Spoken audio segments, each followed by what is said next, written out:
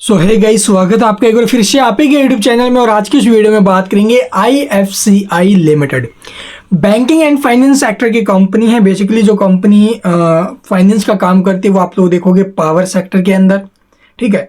Airport हो गया, infrastructure, road and highway construction, तो वहां पर कंपनी फाइनेंस का काम करती है। और ये गवर्नमेंट कंपनी है भाई, ठीक है, PSU है। और यहाँ पर आप लोग देखोगे भी इसने प्रीवियस ट्रेडिंग सेशन के बाद एक बड़ी अपडेट साझा की थी, जिसके कारण स्टॉक आज हमें जबरदस्त रैली में दिखाई दे रहा है। 10% के करीब स्टॉक में तेजी बन चुकी है और 10% का ही आई थिंक इसका अपर सर्किट लिमिट है। तो 10% का यहाँ पर हमें जो सर्किट है वो देखने को मिल रहा है, आपके सामने है।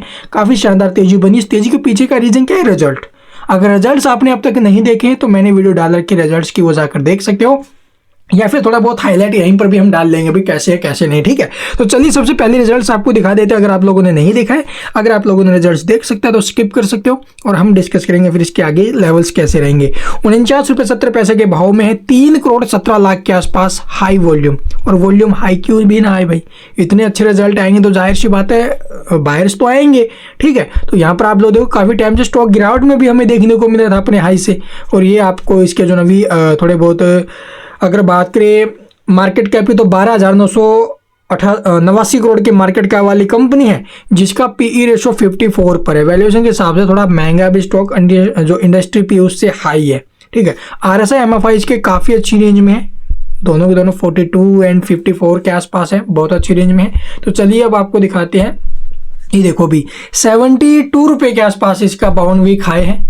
और वहां से आप लोग देखोगे जब ये बजट के आसपास की बात है, वहां पर जब PSUs में रैली बनी थी ना, उस टाइम ये स्टॉक में भी बहुत शानदार रैली बनी। और उसके बाद स्टॉक नीचे में हमें 40 तक आते हुए नजर, 40 के भी नीचे में आ गया था भाई।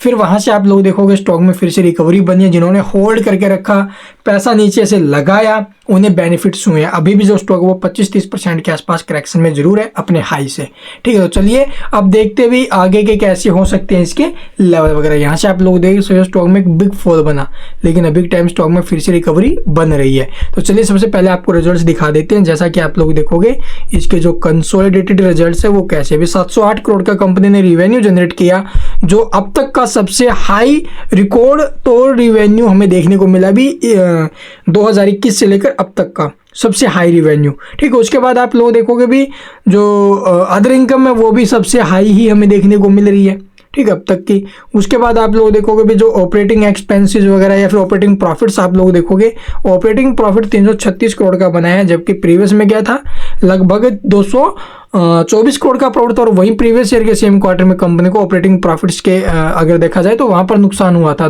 4 करोड़ के आसपास लॉस में थी।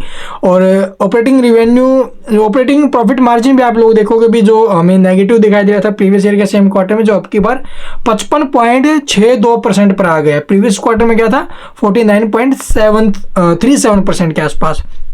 उसके बाद नेट प्रॉफिट्स की अगर बात की जाए तो अब की बार जो कंपनी ने नेट प्रॉफिट जनरेट किए हैं वो है 157 करोड़ के, जबकि प्रीवियस क्वार्टर में क्या थे लगभग 39 करोड़ के आसपास के थे। और वहीं प्रीवियस ईयर के सेम क्वार्टर से कंपेयर करोगे तो वहां पर कंपनी को 249 करोड़ के आसपास का नुकसान था भाई, यानी कि कंपनी को था भी वहां पर लॉस, ठीक है। इस वजह से आप लोग देखोगे क्वार्टर टू क्वार्टर कितने अच्छे आए हैं, ईयर टू ईयर जबरदस्त रिजल्ट्स आए हैं।